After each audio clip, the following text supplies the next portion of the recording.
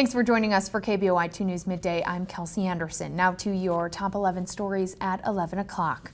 The president of the Spokane NAACP has stepped down. Rachel Dolezal is under fire for allegedly misleading the public about her race. In a statement sent to the local Spokane chapter, she wrote, quote, "In the eye of this current storm, I can see that a separation of family and organizational outcomes is in the best interest of the NAACP."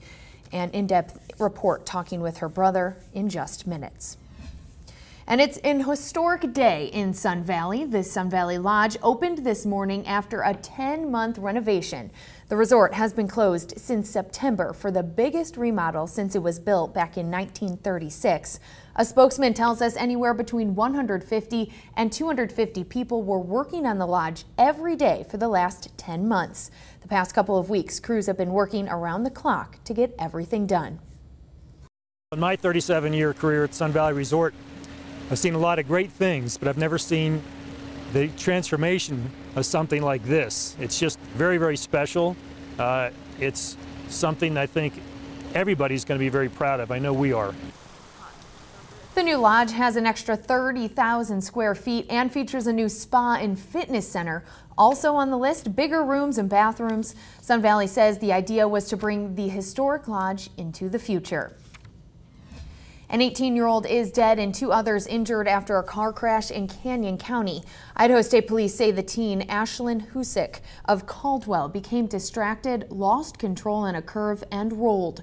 She was driving on Notice Road on Saturday. Police say her passengers were both taken to the hospital and Husick passed away.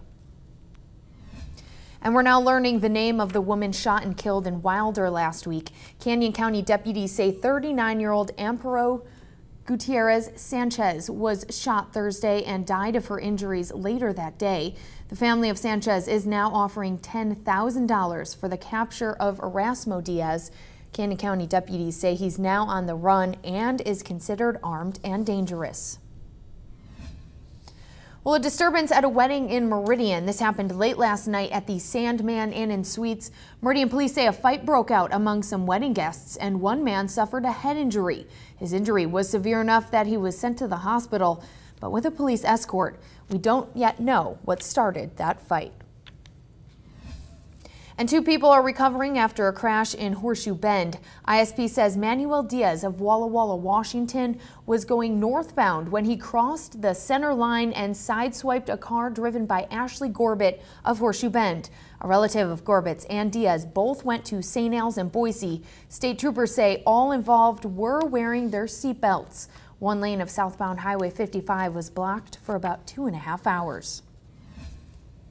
And a heads up for drivers heading up Highway 55. You can expect delays as crews work to replace North Fork Payette River Bridge. That's just north of Cascade. The Idaho Transportation Department is working to install girders for that new bridge.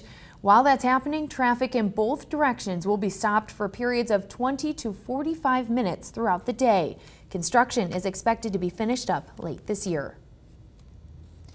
And a large construction project is breaking ground this afternoon. A townhome complex will add 359 housing units near 10 Mile and Franklin in Meridian. It will create more than 100 construction jobs and be built in 3 phases. We'll add one more to the already crowded field of Republican presidential candidates. Jeb Bush is set to officially launch his 2016 presidential run today. CBS News' senior political editor breaks down the biggest challenges he'll face. Bush's biggest challenge is the most obvious. It's his last name. He's been trying to confront the Bush fatigue factor by repeatedly saying he's his own man. He's not his father or his brother. His other challenge is to convince Republican primary voters that he's conservative enough for them. The former Florida governor kicks off his campaign with a rally at Miami-Dade College. A Meridian home has minor damage from a grass fire that sparked in a nearby canal. This happened last night. The Meridian Fire Department says the fire ran up and over the fence, and you can see from this video it melted some siding off the garage. Nobody was home when that fire broke out, so firefighters had to force their way inside. The cause of the fire is still under investigation and nobody was hurt.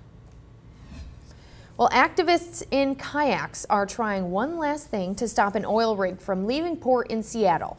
The kayaktivists formed a chain across the Seattle harbor this morning to stop the rig from heading to Alaska. Shell Oil owns the rig and wants to start drilling by early fall. And